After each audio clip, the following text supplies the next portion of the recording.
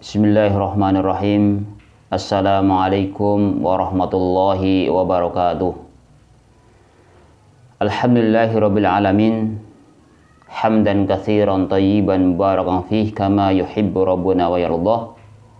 Asyhadu an la ilaha illallah wahdahu la syarikalah wa asyhadu anna Muhammadan abduhu wa rasuluh. Kaum muslimin wal muslimat, jamaah umroh safar berkah bersama yang kami hormati semuanya, wabil khusus kepada Ibu Ani Maksumah selaku pimpinan safar berkah bersama Kebumen yang kami hormati juga bersama timnya.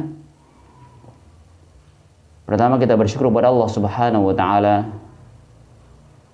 Alhamdulillah atas nikmat Allah Subhanahu wa taala kita bisa dikumpulkan oleh Allah Subhanahu wa taala dalam tempat yang mubarak insyaallah, dan kita saling bisa menasihati, mengingatkan tentang perkara yang hak, yang benar dari Allah Subhanahu wa taala. Keduanya salat dan salam kita tujukan kepada Nabi Muhammad SAW, juga kepada keluarganya, kepada para sahabatnya, dan kepada orang-orang yang mengikuti sunnah-sunnah beliau sampai hari kiamat. Bapak Ibu jamaah umroh safar berkah bersama, dan juga kaum muslimin dimanapun Anda berada, ketahuilah bahwa nikmat yang sangat besar ketika seseorang dimudahkan untuk melaksanakan ibadah haji atau ibadah umroh. Karena ini merupakan ibadah yang perlu perjuangan, di mana mengorbankan hartanya, tenaganya, pikirannya, waktunya, bahkan jiwanya. Untuk apa? Untuk mendapatkan ridho Allah Subhanahu wa taala, melaksanakan perintah Allah Subhanahu wa taala.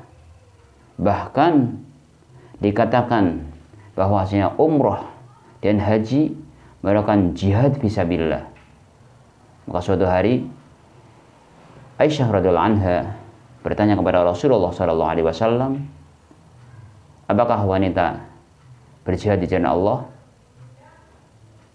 Maka Rasulullah SAW menjelaskan bahwa jihadnya wanita adalah umrah dan haji ke Baitullah. Maka di sini kami memberikan nasihat untuk saya pribadi dan kepada para jamaah yang Allah mudahkan untuk bisa melaksanakan ibadah haji dan umrah. Maka hendaknya ditanamkan perkara yang penting ini agar kita bisa mendapatkan ridho Allah Subhanahu wa taala, dan kita akan mendapatkan kebahagiaan dunia sampai di akhirat. Amin ya rabbal alamin. Maka di sini kami nasihatkan yang pertama adalah untuk ikhlas dan ittiba. Artinya kita mengikhlaskan dalam ibadah ini, ibadah umroh yang mulia ini, karena Allah Subhanahu wa taala, karena mengharapkan ridho Allah Subhanahu wa taala, mengharapkan pahala Allah Subhanahu wa taala, mengharapkan surga Allah Subhanahu wa taala. Dan sebagai puncak dari cita-cita kita adalah masuk surga. Ibadah umroh bisa menjadi wasilah sebab kita masuk surga Allah Subhanahu wa taala, dan sebab kita mendapatkan ampunan dari Allah Subhanahu wa taala. Maka kita ikhlas karena Allah Subhanahu wa taala, dan juga ittiba, mengikuti petunjuk Nabi Muhammad SAW. Pada beribadah kita berusaha mengikuti petunjuk Nabi Muhammad SAW. Misal seperti pada doa-doa yang memang Rasulullah SAW khususkan, kita khususkan. Ketika mengatakan Rasulullah membebaskan, bebas, kita bebaskan dalam berdoa. Yang kedua, nasihat yang kedua adalah berusaha menjauhi larangan Allah Subhanahu wa taala. Ketahuilah bahwasanya di antara penyebab umrah yang mabrurah, haji yang mabrur, adalah berusaha meninggalkan larangan Allah Subhanahu wa taala. Baik itu larangan yang sifatnya haram maupun yang makruh. Lebih-lebih haram harus kita tinggalkan. Makruh aja sebaiknya kita tinggalkan. Apalagi itu haram. Maka kita berusaha tinggalkan larangan Allah Subhanahu wa taala. Termasuk hal yang kita hindari, misal nyun sewu ya.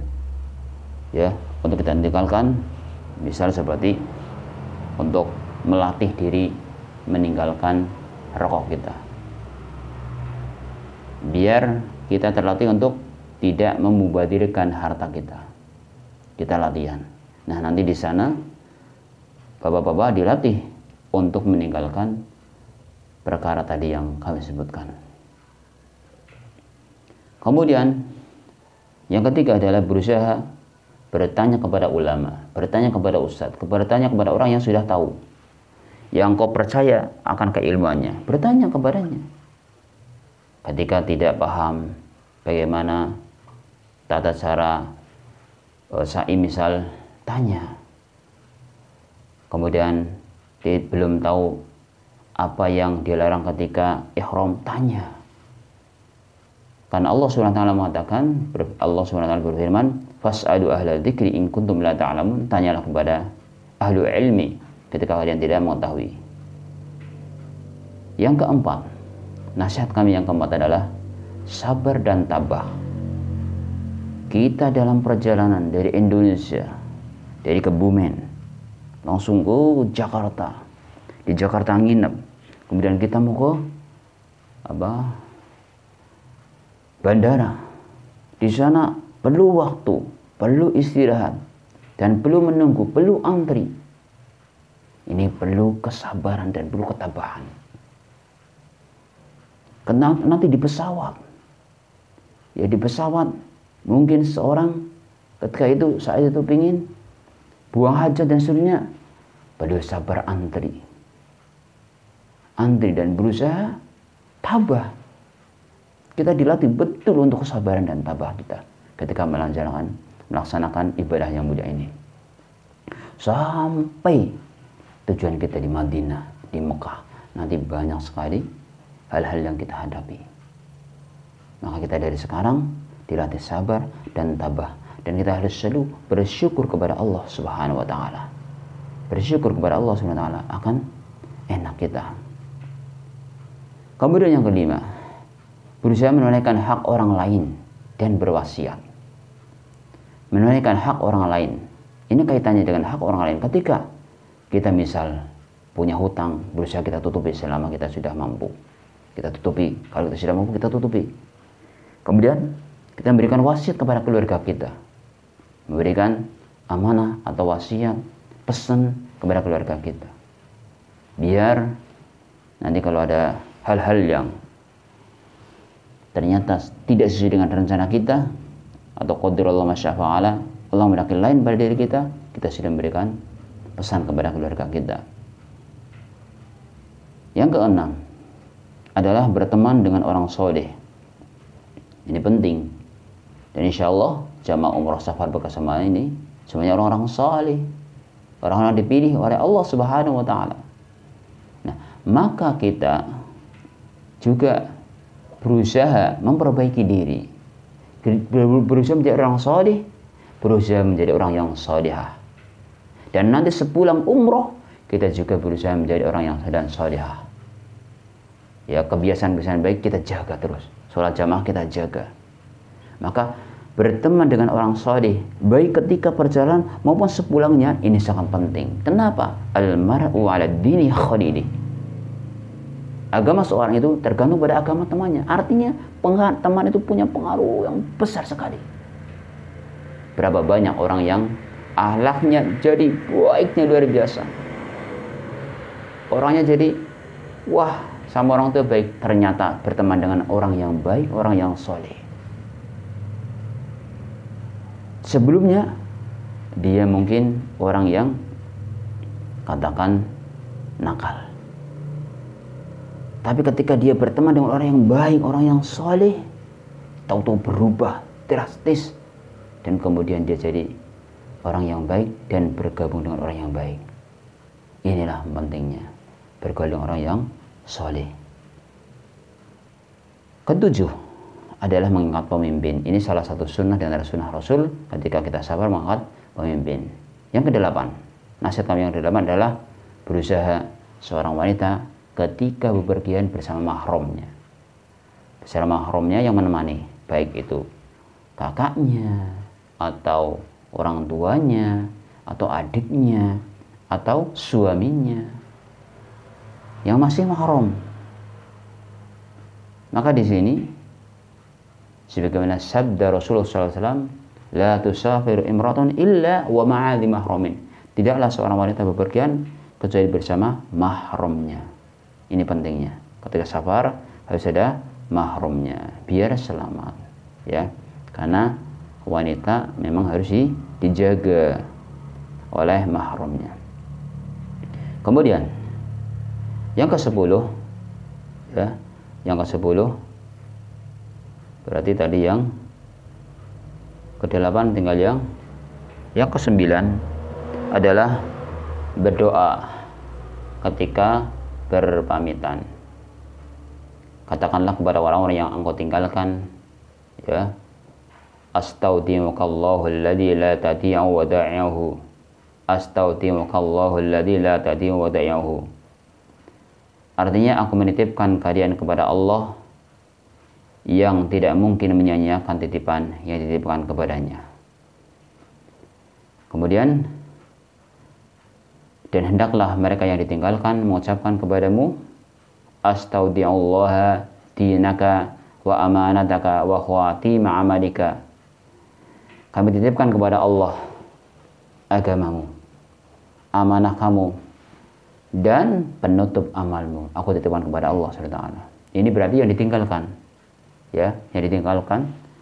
Berdoa kepada para jamaah umrohnya, astaudi'ullaha dinaka wa amanataka wa khawatima amalika. Kalau kepada orang banyak, ya, astaudi'ullaha dinakum wa amanatakum wa khawatima amalikum. Itu. Kemudian berikutnya yang ke-10 adalah membaca doa safar. Doanya bagaimana doanya? Allah Akbar, Allah Akbar, Allah Akbar. Subhanalladzi sakhkhara lana hadza wa ma kunna lahu muqrinin wa inna ila rabbina lamunqalibun. Allahumma inna nas'aluka fi safarina hadzal birra wat taqwa wa min al-amali ma tarda. Allahumma hawwin 'alaina safarana hadza wadmi 'anna bu'dahu. Allahumma anta sahibu fis safari wal khalifatu fil ahli. Allahumma inni a'udzubika min wa'tha'is safar. Allahumma inni a'udzubika min wa'tha'is safar wa ka'abatil manzar wa su'il munqalabi fil mali wal ahli. Ini doa ketika safar. Yang artinya Allah Akbar, Allah Maha Besar, Allah Maha Besar, Allah Maha Besar. Maha suci Allah yang telah menundukkan untuk kami kendaraan ini. Padahal kami sebelumnya tidak mempunyai kemampuan untuk melakukannya.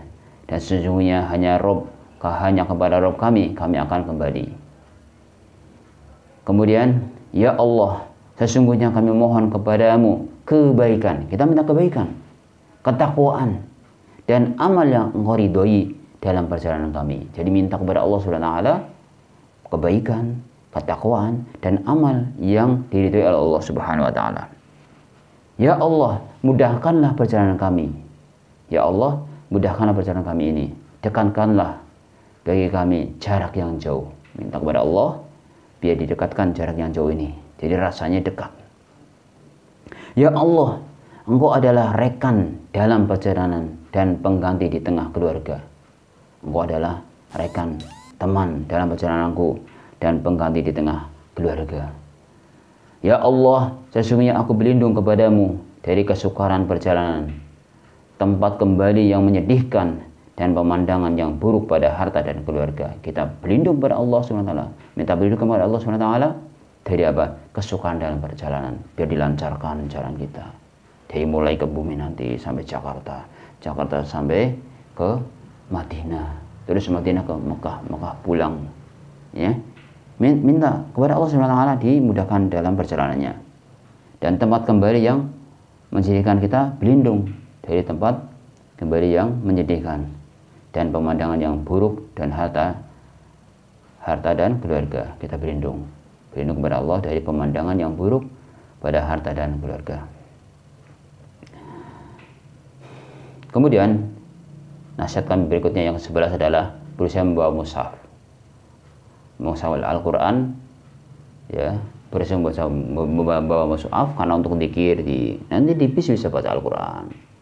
Kemudian bisa baca buku doa bisa dibaca, zikir pagi sore, kemudian doa tadi, ya, doa-doa yang ada di tuntunan kita bisa baca.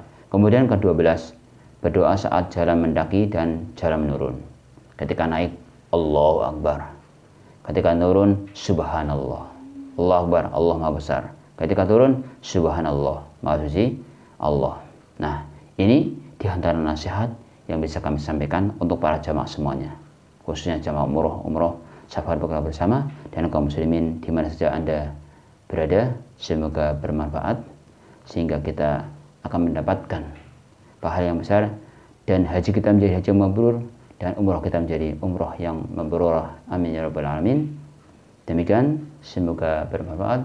Subhanakallahumma hamdika asyhadu an la ilaha illa anta astaghfiruka wa atubu ilaik. Assalamualaikum warahmatullahi wabarakatuh.